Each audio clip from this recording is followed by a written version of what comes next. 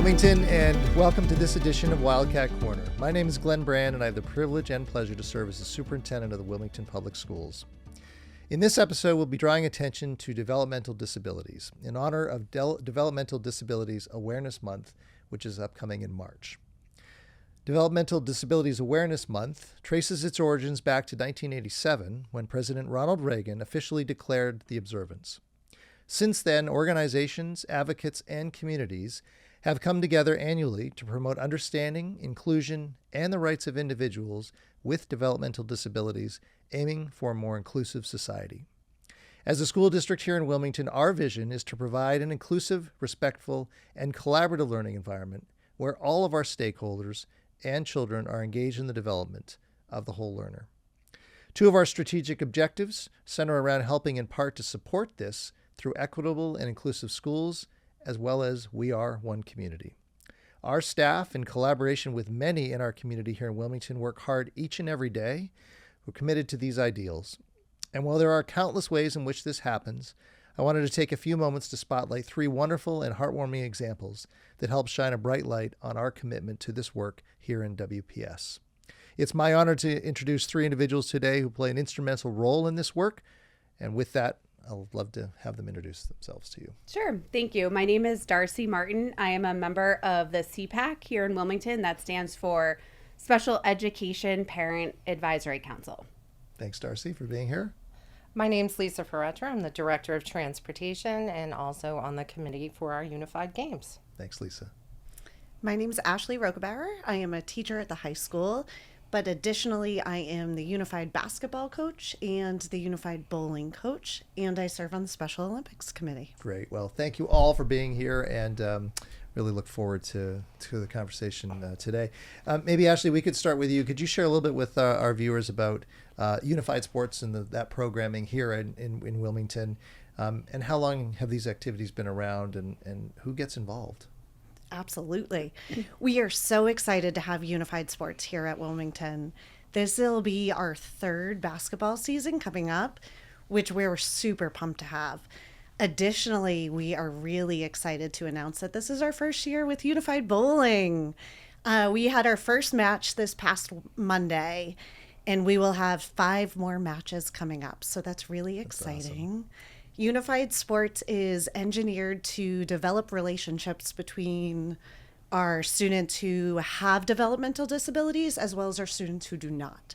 So they work together to establish relationships with one another and to work towards the goal of having fun together. That's great. I've had a chance to see a couple of Unified basketball games in action, but certainly at more of a distance. And you're up close and personal all the time. Can you share a little bit with our viewers about your experiences with these young people and their families, and what you get to see and experience to be a part of this? Of course, absolutely. I've had the opportunity to actually work with a lot of our athletes in the classroom, both on academic skills or vocational skills or life skills. This, working through Unified Sports, allows me to see those students in such a different light, which is so exciting. They're able to show me their strengths in a totally different way. So it's really fun to watch the students work as a team on the court or at the bowling match, and then collaborate with each other and collaborate with their peers. It's so fun to watch the relationships build over the course of the season.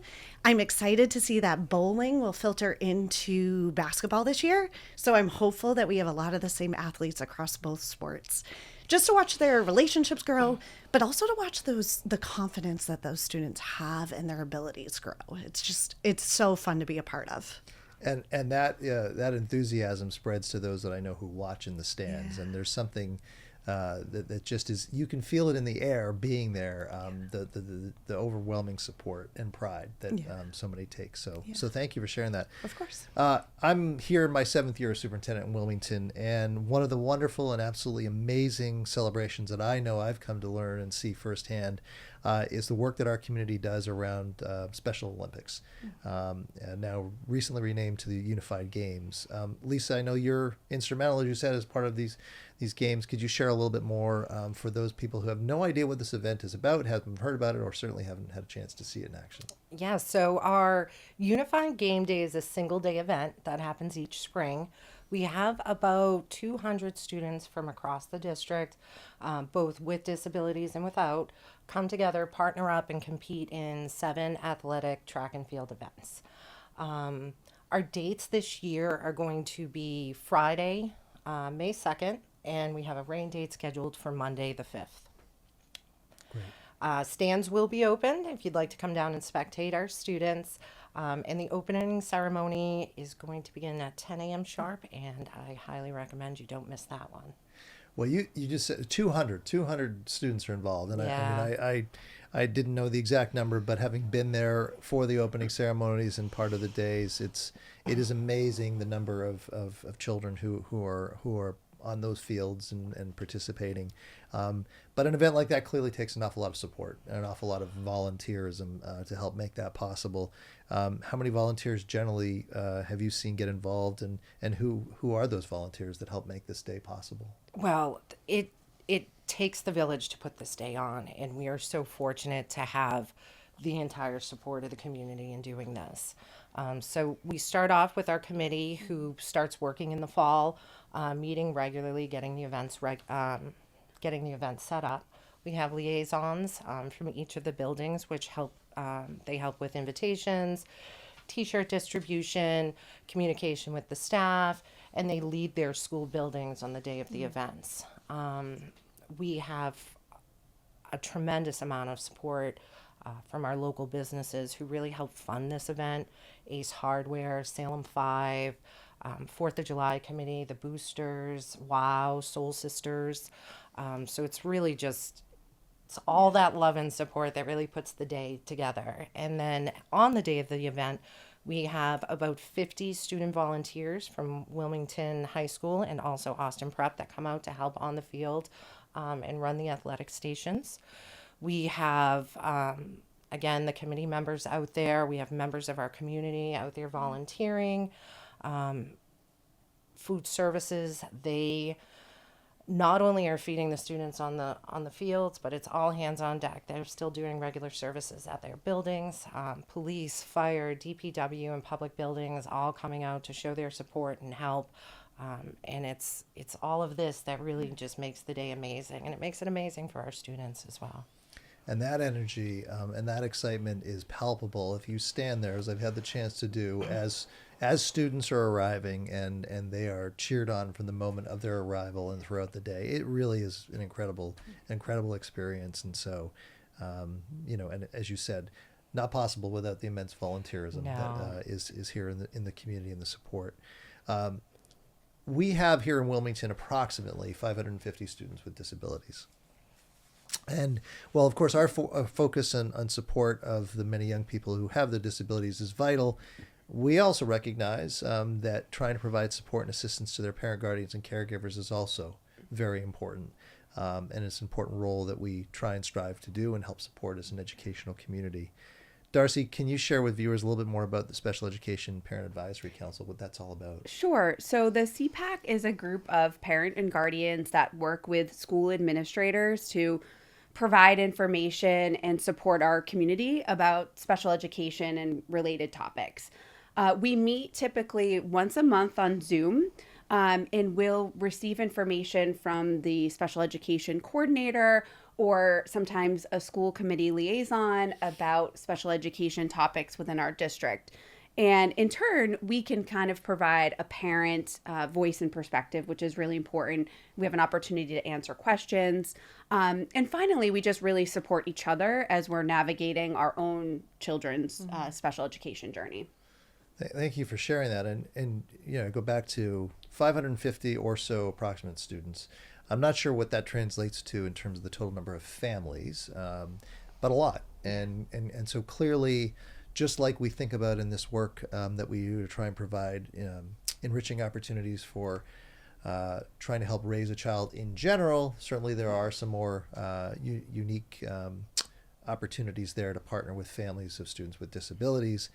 I understand the programming is part and parcel of the work of CPAC. Could you share a little bit more of some of those examples? Yeah, sure. Yeah, programming and events are a big part of what we do in the CPAC. That can really look like a couple of different things. Sometimes we'll have a guest speaker come to a CPAC meeting. One of the things that we do every year is have the Office of Student Support Services come, and they do a who's who in special education for all the parents, and it's great. I always learn something new, and especially as a new Wilmington parent, it's a great way to learn who to go to within the school if you have a question about your child's programming. And then beyond that, we'll partner with external firms to run workshops on things like dyslexia, understanding the IEP. We do a basic rights workshop. Last year, I guess over the last couple years, we've done a preparing for college for students with disabilities workshop. So lots of workshops and education that we do within CPAC. And I think we're always looking for new ideas of what other families might find valuable and would help them navigate this journey as well. So I would encourage anyone within the special education organization within Wilmington to provide that feedback, and we would be happy to look into additional programming that might meet their needs as well. That's terrific, and thank you for sharing that. It's as a parent myself, certainly this is hard work to raise a child, and there's so much to have to try and navigate. There's another layer of complexity, clearly, as a parent or guardian of a child with disabilities. And so, first off, thank you for your work in the area and the opportunity to provide that programming. And like you said, it can emerge, it can evolve, and it can be responsive, I know, to what the needs might be of those in the community. So thank you for all of that. So this is work collectively, the unified basketball, unified bowling, right? The Special Olympics, and of course CPAC, where we need people to get involved. We need people to help.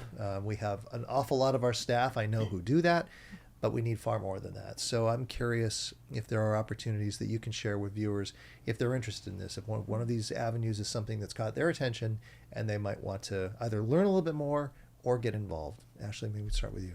Absolutely. For Unified Sports, the biggest way to show your support is to come out to our games. So come to some bowling matches. Again, we're at Kings in Burlington for the next few weeks for bowling.